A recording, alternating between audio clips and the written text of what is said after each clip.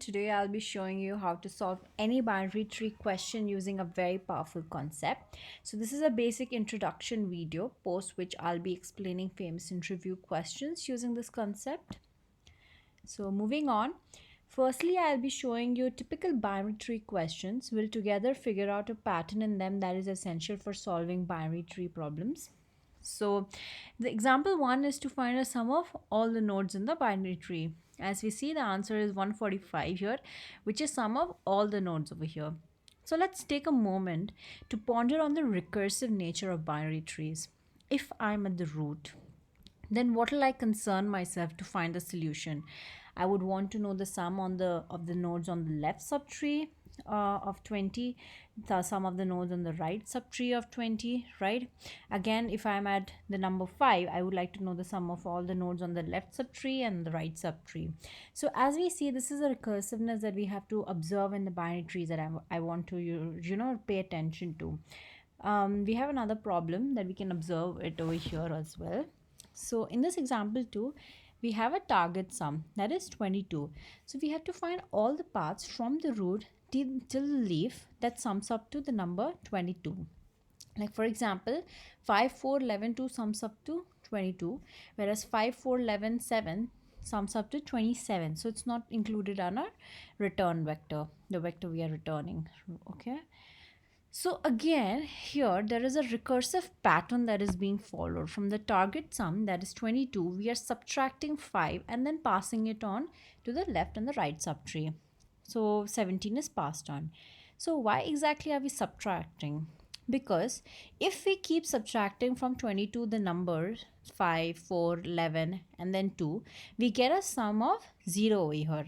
Then we know that we have obtained a target sum of 22 here and we can include it in our data set. Okay, so once 22 subtracted, 5 is subtracted from 22, we get 17, and then again 17, 4 is subtracted from 17 and it's passed on to the left and the right subtree of 4, so on. So this is again the recursive nature of binary trees that I want you to observe. Well, so as we see recursive, it's important to understand recursion. So let's move on and know a little bit basics about recursion. I'm sure we know that recursion is a function that calls itself. So there are two very important concepts in recursion. One is that we have a base condition and another is a repeatable logic. The base condition is nothing but a stopping condition. Like in the other question where we had to find the sum of all the nodes in a binary tree, the simplest version of the problem was an empty node. Now, I want you to, compare it with the principle of mathematical induction which we studied in elementary mathematics. The step 1 of PMI would be to show n is equal to 1, the solution to be correct to the question. Step 2 would be to assume that n is equal to k minus 1, the answer we get from it is correct. Using n is equal to k minus 1, we show that n is equal to k is true for the question. So let's implement this in finding the solution to factorial of a number. So step 1, write down the simplest version, which is when the number is 0, the factorial of 0 is 1. So we return 1. Now the step 2, we would so we know that n factorial is equal to n into n minus 1 factorial. So let's assume there is a factorial function that gives us the answer.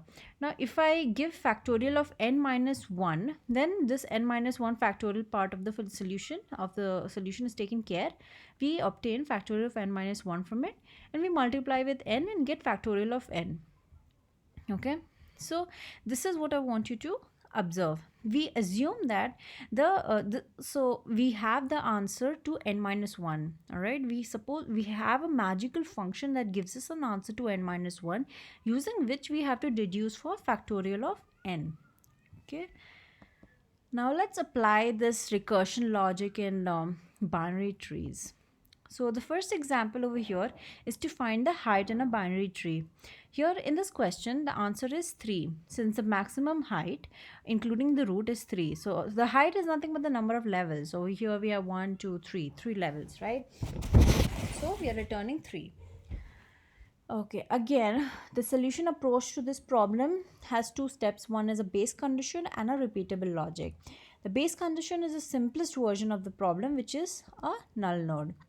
Okay, so I do not want you to do this. Okay, remember, I do not want you to concern yourself with the condition that leaf needs to pass on to the further nodes, so for it to find the answer to the question. I'm not looking for you to follow a down to up approach, but up to bottom up approach. Okay, now to find the answer to the repeatable logic of the problem, I want you to place yourself at 3. Okay, so what is that information that you need to combine with the left subtree and the right subtree, the answer that you get along with the root, so that you get the answer to this question. Since we have to find the height over here, so the solution, I mean the information that we require is the height. So we'll find out the height, maximum height on the left subtree, on the right subtree, and the height of the root will be the max on the left, on the right, plus 1. Okay, so this is the crux of the problem. This has to be recursively called again and again so that we get the final answer. Now, moving on to the second example where we have to find the tree is balanced or not. Well, a balance of tree is where when all the difference, the absolute difference in the maximum height of the left subtree and the right subtree is less than equal to 1. So the maximum height on the left over here is 1, on the right is 2, and the difference between them is 1. All right, so that's less than the condition over here. Okay, and so hence the answer is true. So we have to actually, so this is for the root that I found. You have to continue that for 20 as well, but yeah, this is how you find the answer to this question. Now again, same, we are going to have those two questions for us, the base condition and repeatable logic. Base condition is again a null node over here, whereas here the repeatable logic, what is that? When you're at 3, what is the information that you require from the left and the right subtree to show that whether the tree is balanced or not? So we know that we require two information. One is the max height and one is balanced or not. So the node that is at the root will be balanced. All right, if the left subtree is balanced, right subtree is balanced, and the difference in the maximum height on the left and the right is, the absolute difference is less than equal to 1. Okay, so this is what I mean. Is balanced root is equal to is balanced left and is balanced right, and the absolute difference on the maximum height on the left and the right is less than 2. Only then we know that max height, I mean the root is balanced. Once you know the root is balanced, you could have displayed the answer as true, but we need to have consistency in our approach. Okay, this is very important.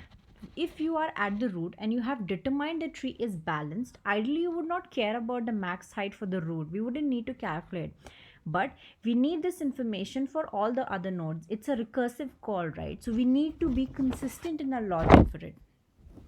Okay, so we calculate the max height of the root, which will be max of the max height on the right and the left plus 1. Yep, so that is the end of the video. Now thank you for watching this video. Please share, like and subscribe. If you have any question or have any suggestion, please leave it in the comment box below. I should be able to answer them. In further videos, I'll be expanding on this concept and applying it on the famous interview questions for binary trees. Thank you so much.